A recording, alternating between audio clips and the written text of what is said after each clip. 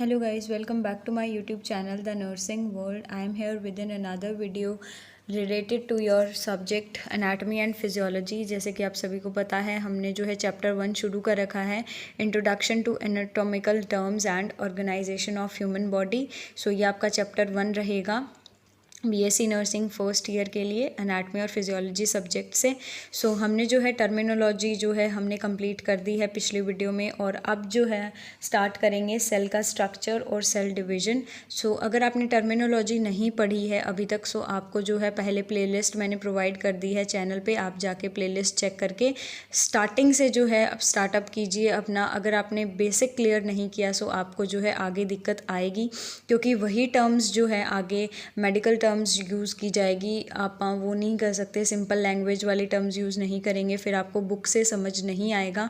और rather than notes मैं जो है बुक प्रेफर कर रही हूँ अब, क्योंकि बुक में जो है डायग्राम्स भी है और डायग्राम्स अच्छे से समझ में आ जाएंगे। नोट्स भी आपको साथ के साथ मैं प्रोवाइड करती रहूँगी, आपको नोट्स भी मिलते रहेंगे। बट मैं ये कहूँगी कि आप जो है मैं बुक्स में पढ़ा रही हूँ, साथ के साथ आप राइट करें। अगर खुद से लिखोगे सो आपको जो है अच्छे तरीके से याद रहेंगे। So without wasting any time अभी जो है हम स्टार्ट करते हैं सेल के बारे में। So microscopic anatomy is a visual colourful science. अब जो है विजुअल कलरफुल साइंस यहाँ पे क्या डिनोट करता है, जब हम देखो जो सेल है उसे हम माइक्रोस्कोपिक लेवल पे ही देख सकते हैं। सो हमें जब सेल देखते हैं तब हमें जो है इफ़ेक्ट्स आपको क्या दिखता है कि कलरफुल चीज़ें, वैसे तो नेक्ड आई से तो नहीं दिखेगा, बहुत मीन्स हाई पावर माइक्रोस्कोप से ही हम सेल को देख सकते हैं, बट वो एक तरह का विजुअल कलरफुल सेंसेशन ही देता है। सो यहाँ पे हम क्या करेंगे, कलरफुल साइंस को कह रखा है यहाँ पे कलरफुल सेंसेशन। सो वो हम जो है पढ़ेंगे एनाटमी में। The light source for the early microscope was sunlight. So पहले जो होता था वो होता था सनलाइट की, जो आपने अगर देखा होगा लेंस होती है माइक्रोस्कोप में, उसको जो है हमें ऐसे एडजस्ट करना होता है ताकि सनलाइट उस पर गिरे और हमें वो फिर विजुअलाइज हो, जो भी हमने वहाँ पे माइक्रोस्कोप से हमें माइक्रो ऑर्गेनिज्म देखना है या जो भी हमें देखना है, सो हमें वो सनलाइट के अकॉर्डिंग सेट करना पड़ता है। बट जो आज के मॉडर्न जो कह रखा है मॉडर्न माइक्रोस्कोप है उनमें इलेक्ट्रिक एल्यूमिनेशंस आ गई है, जिसकी वजह से जो है main source of light sunlight अब नहीं रहा। सो अब जो है हमें जैसे जैसे मॉडर्नाइजेशन हो रहा है वैसे वैसे हर चीज़ में मॉडर्नाइज हो रहा है। सो आगे कह रखा है कि जो हमारी during embryonic development cell divides and multiply to form new cells, tissues and organs. So जैसे कि आप सभी को पता है, जैसे एम्ब्रियोनिक डेवलपमेंट शुरू होती है, हमें जो है अलग अलग स्टेज देखने को मिलती है सेल्स में, जैसे मोरूला, ब्लास्टुला, ब्लास्टोसिस्ट, ऐसे करके सभी जो है वहाँ पे स्टेजेस देखने को मिलती हैं, जिसमें कि जो है हमारा फर्टिलाइज जो सेल होता है वो वहाँ पे डिवाइड करता है। और ये बहुत सारी स्टेजेस, जैसे कि आपने +2 में पढ़ा ही होगा, 12th मेडिकल से है आपकी, जो आपने ज़रूर पढ़ा ही है।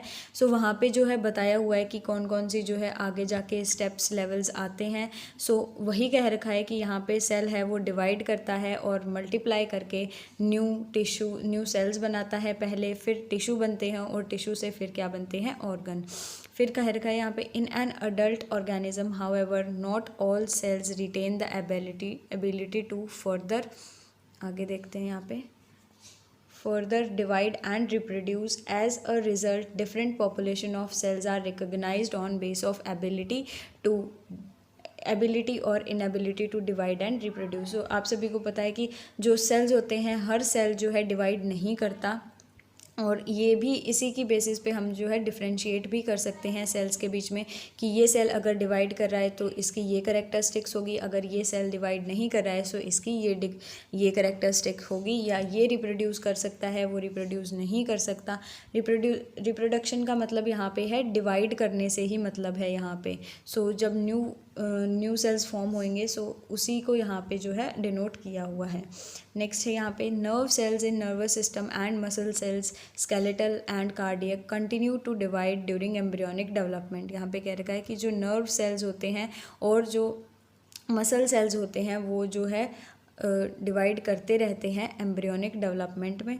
Once these cells establish the organ in post natal life, however their ability to further divide cheeses and they cannot be replaced if they are damaged or destroyed। और जैसे ही यहाँ पे कह रखा है कि सेल एस्टेब्लिशेज द ऑर्गन बन जाता है पोस्ट नेटल जो है हमारी लाइफ, फीटस लाइफ, जहाँ पे हमारी जो यूट्रस होती है, जहाँ पे वो फर्टिलाइज्ड एग इम्प्लांट हो जाता है, उसके बाद जो है उसमें डिवाइडेशन होता है, ऑर्गन बनते हैं।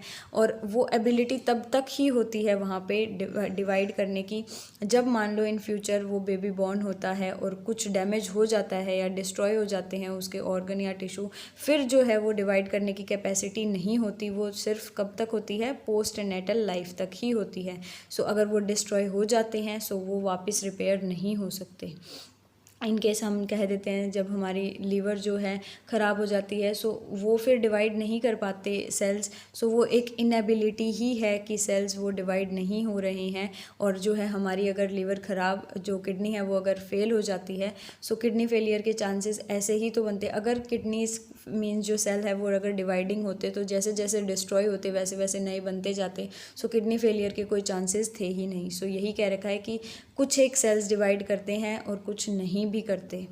नेक्स्ट यहाँ पे है cell is a fundamental and structural functional unit of living matter and is capable of carrying on the processes of the life independently. So यहाँ पे कह रखा है सेल जो है हमारी स्ट्रक्चरल और फंक्शनल यूनिट ऑफ लाइफ है। सेल के ग्रुप बन जाता है तो टिश्यू के ग्रुप से ऑर्गन बनता है, ऑर्गन से फिर ऑर्गन सिस्टम और फिर ऑर्गन सिस्टम से बनती है ह्यूमन बॉडी।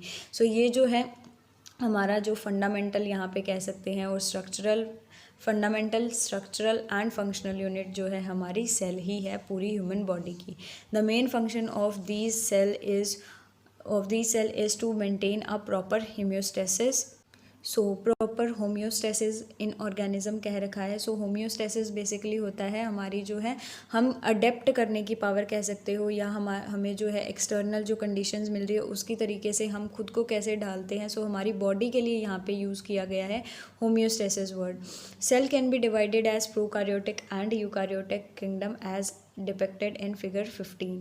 सो यहाँ पे दे रखा है सेल को प्रोकार्योटिक और यूकार्योटिक्स में डिवाइड किया हुआ है, फिर यूकार्योटिक को प्लांट और एनिमल में डिवाइड किया हुआ है। सो प्रोकार्योटिक और यूकार्योटिक तो आप 12th में पढ़ के आए ही होंगे, सो आपको क्लियर होगा, इतना तो बेसिक जो नॉलेज है वो होगी। फिर जो है यहाँ पे structure of cell, a cell consist of cell membrane, nucleus and cytoplasm. So ये तो मेन जो है हमारे एलिमेंट्स होते ही हैं सेल में। फिर यहाँ पे है the nucleus is separate from cytoplasm by a nuclear membrane and the cytoplasm is separated from surrounding by cell membrane। so ये देखिए यहाँ पे आपको दिख रहा होगा ये जो सेल है हमारा डायग्राम है सेल का। सो ये देखिए यहाँ पे आपको जो है प्लाज्मा मेम्ब्रेन दिख रही है और क्या कह रखा है जो न्यूक्लियस और जो साइटोप्लाज्म के बीच में जो है ये यहाँ पे साइटोप्लाज्म है पूरी। सो इसको कौन डिवाइड करके रखता है, वो करके रखता है हमारी न्यूक्लियर मेम्ब्रेन। सो न्यूक्लियर मेम्ब्रेन जो है सेल के मीन साइटोप्लाज्म और न्यूक्लियस को जो है सेपरेट करके रखती है। और यहाँ पे लिख रखा है cytoplasm is separated from the surrounding by cell membrane. अब जो ये सेल मेम्ब्रेन है हमारी, इससे जो है हमारी साइटोप्लाज्म और बाकी सारे ऑर्गेनेल्स सेपरेट रहते हैं। फिर है cell membrane is also known as plasma membrane and is outer covering of cell. So आपको पता है जो हमारी सेल होती है ह्यूमन बॉडी सेल, उसमें जो है प्लाज्मा मेम्ब्रेन ही आउटर मोस्ट मेम्ब्रेन होती है जो कि हमारे सेल को प्रोटेक्ट भी करती है और सेपरेट भी करके रखती है। नेक्स्ट यहाँ पे चलते हैं। फिर है यहाँ पे membrane, the membrane isolates the individual cell and take part in maintenance of the internal environment by active transport of ions and nutrient. So आपको पता होगा प्लाज्मा मेम्ब्रेन जो है हमारी सिलेक्टिवली परमिएबल मेम्ब्रेन है, कुछ सिलेक्टिव चीज़ें ही बाहर जा सकती है और कुछ चीज़ें ही अंदर आ सकती हैं। और ये क्या करके रखती है, जो हमारा सेल है उसे एक इंडिविजुअलिटी प्रोवाइड करती है। अगर सेल के बाहर जो है कोई प्लाज्मा मेम्ब्रेन ना हो तो हमें क्या पता चलेगा कि यहाँ पे 2 सेल है या 3 सेल है या 10 सेल है, कुछ पता नहीं चलेगा। सो प्लाज्मा मेम्ब्रेन जो है इंडिविजुअलिटी प्रोवाइड करती है सेल को, जिससे कि वो एक्सटर्नल एनवायरनमेंट से जो है अलग रहता है। मींस अलग इन द सेंस कि हमें बाउंड्री से ऐसे पता चल जाता है कि ये 1 सेल है या 2 सेल है या 3 सेल है। और यहाँ पे एक्टिव ट्रांसपोर्ट ऑफ आयंस और न्यूट्रिएंट्स कह रखा है। सो यहाँ पे जो है हरदम जो है आयंस और न्यूट्रिएंट पास आउट होते रहते हैं, अंदर आते रहते हैं, बाहर जाते रहते हैं। Due to high permeability properties and flexibility under the electron microscope the membrane is thin, invisible and some time folded to form a brush border. The average thickness is about 7.5 nanometer. So यहाँ पे कह रखा है highly permeability properties कैसे है, मैंने कहा था आपको सिलेक्टिवली परमिएबल मेम्ब्रेन है जो हमारी प्लाज्मा मेम्ब्रेन है। कुछ सिलेक्टिव चीज़ें ही जो है अंदर आ सकती है, कुछ सिलेक्टिव चीज़ें ही बाहर जा सकती है। और मेम्ब्रेन जो है हमें नेक्ड आई से सेल देखना इम्पॉसिबल है, और माइक्रोस्कोप से भी हमें जो है मेम्ब्रेन थोड़ी थिन दिखाई देती है। यहाँ पे लिख रखा है thin, invisible and sometime folded भी। फोल्ड्स जो है वहाँ पे ब्रश बॉर्डर लाइक अपीयरेंस देते हैं, जैसे हमारी जो लीवर में हमें वो विलाइज होते हैं, सो जैसे वो प्रोवाइड करते हैं ब्रश बॉर्डर, वैसे ही यहाँ पे जो है यहाँ पे प्लाज्मा मेम्ब्रेन में जो फोल्ड्स हैं वो हमें ब्रश बॉर्डर लाइक अपीयरेंस, ऐसे ऐसे अपीयरेंस हमें दिखाई देती है ये प्लाज्मा मेम्ब्रेन, और ऐसे ऐसे। सो ये brush border like appearance provide करती है। और जो एवरेज थिकनेस है वो बता रखी है यहाँ पे 7.5 नैनोमीटर। सो ये होती है एवरेज बता रखी है यहाँ पे थिकनेस मीन्स ये जो चौड़ाई होती है हमारी मेम्ब्रेन की वो बता रखी है। सो इस वीडियो में हमने कवर किया है सेल का इंट्रोडक्शन, सेल मेम्ब्रेन क्या होती है, क्या उसके फंक्शन होते हैं। सो होपफुली आपको जो है समझ में आया होगा। अगर आपका कोई भी डाउट है तो आप कमेंट डाउन कर सकते हैं, एंड आप इसका स्क्रीनशॉट भी ले सकते हैं सेल का डायग्राम का।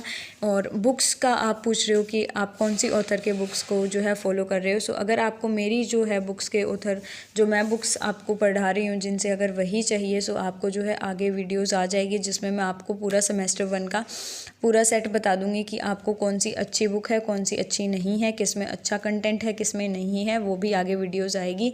थोड़ी दिन आप वेट कीजिए जब तक मोप अप राउंड वाले बच्चों की भी क्लास हो जाएगी, फिर वीडियोस उनके लिए भी मीन्स कंटिन्यू वीडियोस तो वो पिछले वाली देखते ही रहेंगे, बट येस आपको जो है हेल्प मिलती रहेगी वीडियो से अगर आप कंटिन्यू वीडियोस से जुड़े रहे तो।